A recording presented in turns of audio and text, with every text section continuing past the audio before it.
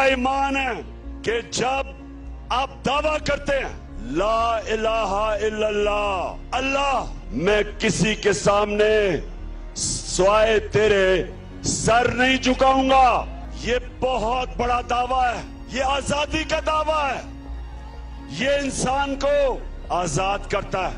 कभी आज तक गुलाम की परवाज ऊपर नहीं हुई। गुलाम सिर्फ अच्छा गुलाम बनता है, सिर्फ आजाद इंसान दुनिया पे हुकूमत करते हैं। उनकी अजमत तब आती है जब वो आजाद हो। हम वो कौम है जो ला इलाहा इल्लल्लाह के नारे पे बनी थी। हम वो कौम है जो दुनिया के सबसे अजीम लीडर मोहम्मद मुस्तफा नबी सल्लल्लाहु अलैहि वसल्लम, हम उनकी उम्मत हैं।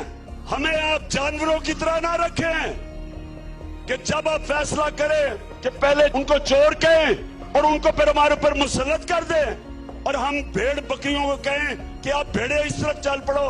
पहले वो नवाज शरीफ चोर था और अब वो बड़ा अच्छा हो गया, वो साफ शफाफ हो गया। पहले जरदारी दुनिया के अंदर मिस्टर 10% था, लेकिन क्योंकि हमने अब फैसला किया है अब इसको भी तुम कबूल कर लो।